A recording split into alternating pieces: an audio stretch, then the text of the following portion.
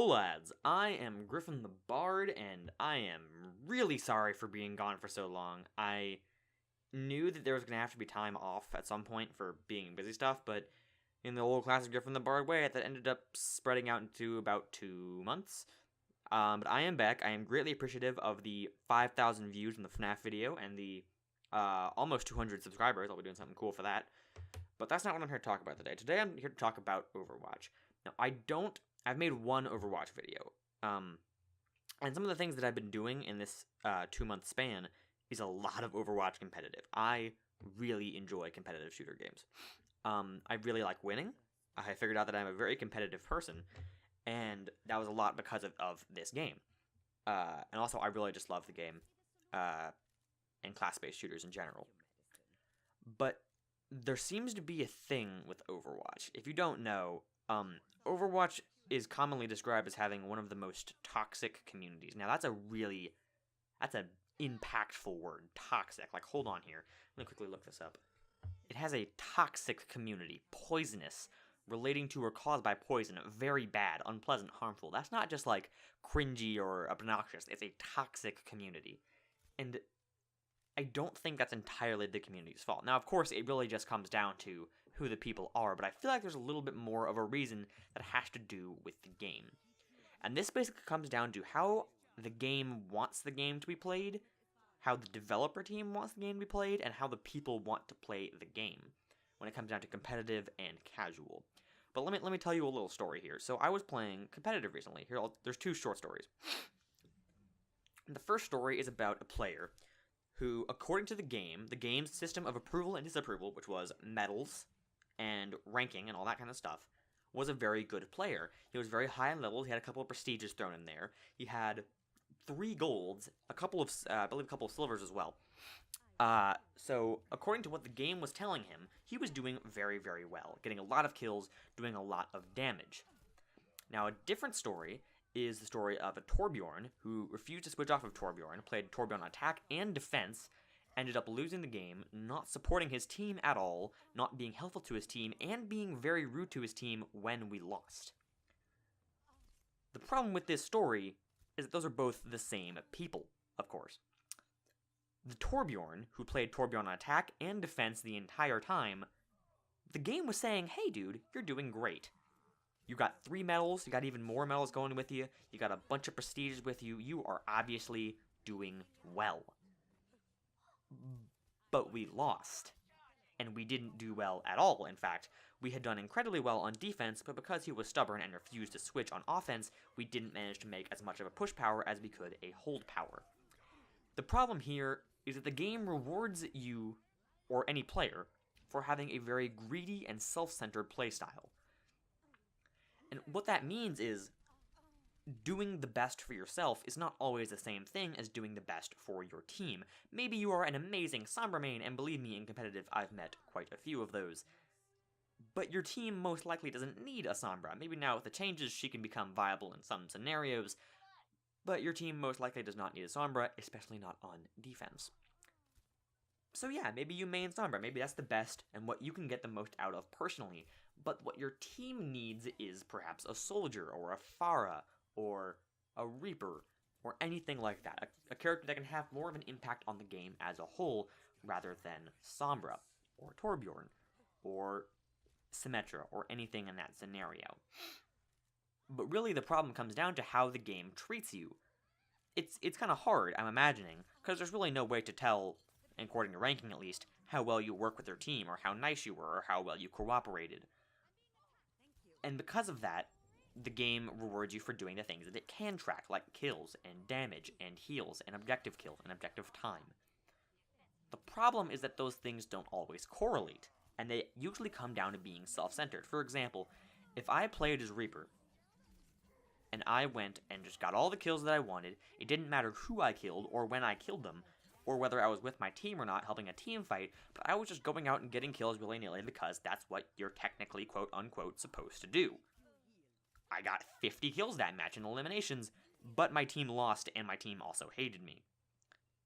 Obviously, I'm not doing the correct thing, but because the game is rewarding me, I, as the player, would naturally assume that I was doing the right thing, and would now get mad at my team for obviously not pulling their weight and trying to put the blame on me.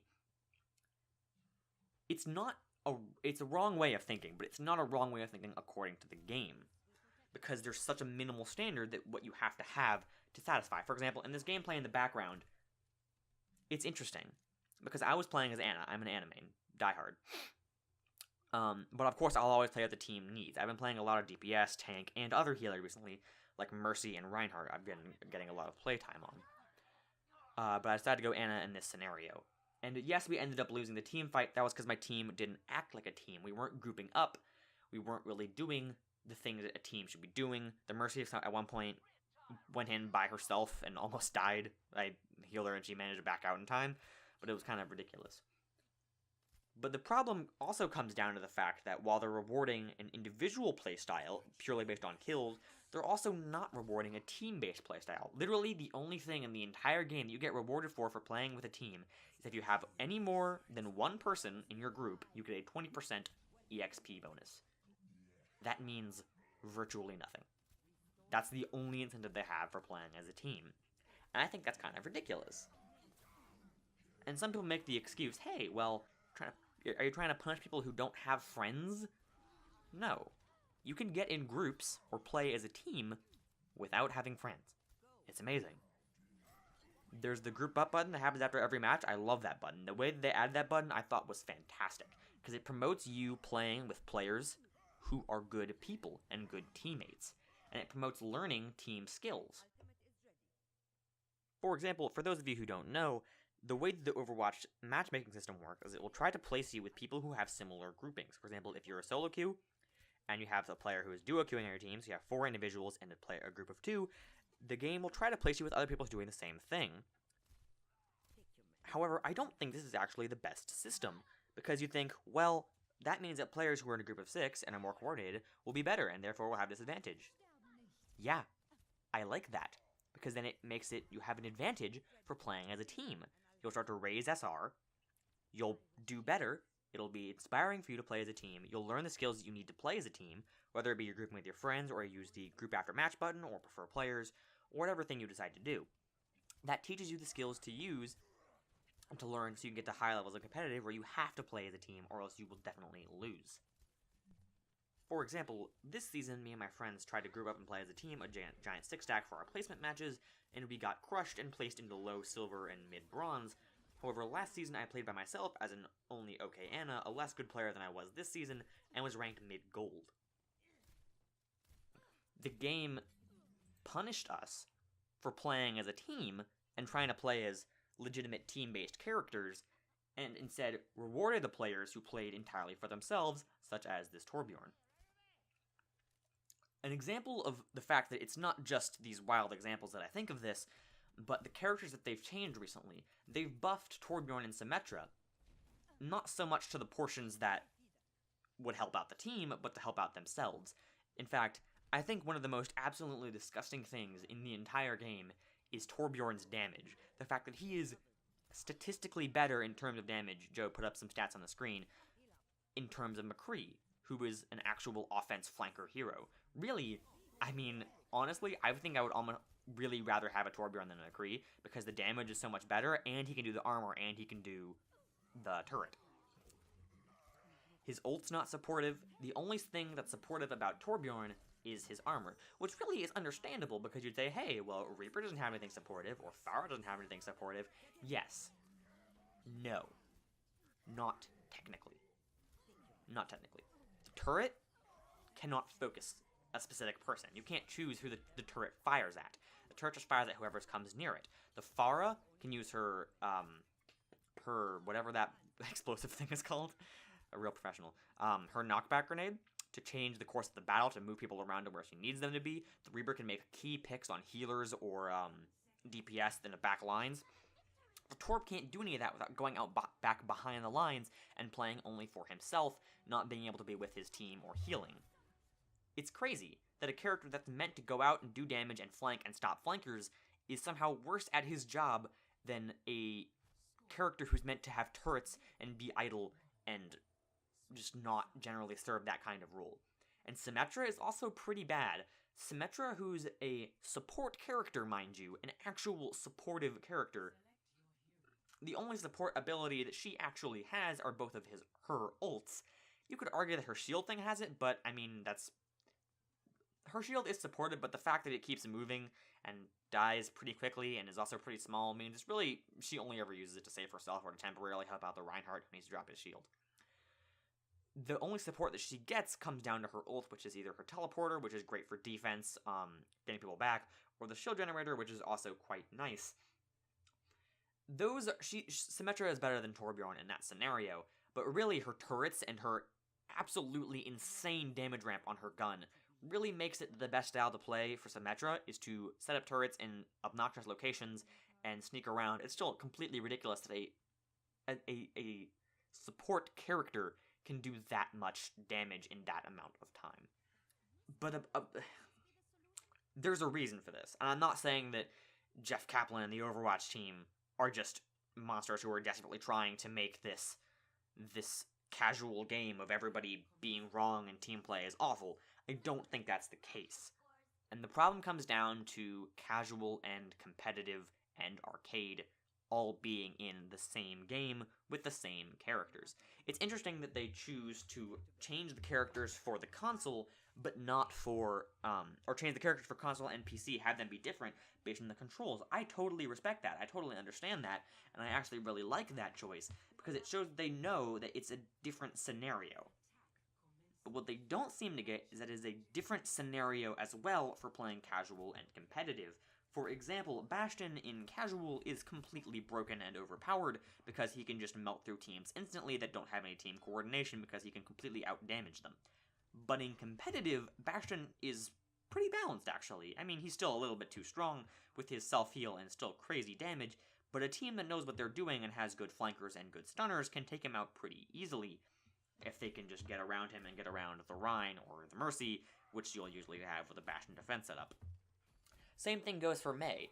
In casual, Mei is super great because she can just freeze people and then one-shot them and walk away, because the person that she's killing will never really have a team to back her up. But in competitive, she's perfectly balanced because she becomes a really helpful supportive team player with her walls, really good covering ult for points and carts, and just a really great all-around hero in general. The thing is that they seem to not understand where to draw the line between casual and competitive, and I feel like there needs to be a lot bolder of a line. And by a bolder line, I mean, yes, I hate to say it, but different character setups. I know it sounds crazy, but kind of in the way that they temporarily held back Orisa, or whatever Orisa, I like how they held her back, and I think that could be applied to other characters who don't have the same competitive potential, and it can really only be used in negative ways. Of course, they would never do this because the community would yell at them, and Jeff Kaplan is terrified of anybody yelling at him, so I don't think that's a very likely option.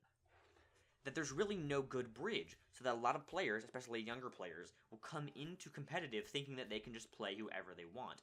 A lot of times when I've had players who play Hanzo or Symmetra or Torbjorn on scenarios that they really shouldn't, their excuse is usually, let me play who I want, why are you trying to take the fun out of the game for me? And the reason for that is, you're taking the fun out of the game for the rest of us because you're not playing as the person that our team needs.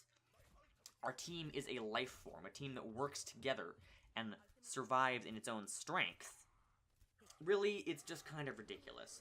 A lot of this stuff is just speculation and my own personal opinions. I know that they're never going to end up changing the characters for casual or competitive, have them be separate. I think they should. I think some characters should have bans, like class limits and stuff like that. But really when it comes down to it, it's just what they decide, and I'm always going to have to do the best with what the Overwatch team gives us. I still love Overwatch, and I still love playing Overwatch competitive, but I just hate the fact that there has to be so many toxic players, because the game inspires players to play that toxic playstyle, that self-centered, only about me playstyle, and not focusing on the team. Anyways, I hope you all enjoyed this little Overwatch discussion video. If you have any opinions on it, please tell me in the comments. I would love to hear what you guys have to say. I will be trying my absolute hardest to get out more videos. I've been more inspired than ever. I have so many cool ideas to do reviews and countdowns and gameplay stuff. I have all kinds of things. Nice little goodies set up for you guys. Please remember to like and subscribe, and like I said before, comment down below. Hit that bell if you really want to hear all the stuff I have to spout off about Overwatch, because there's probably going to be more coming, don't worry. And that is all.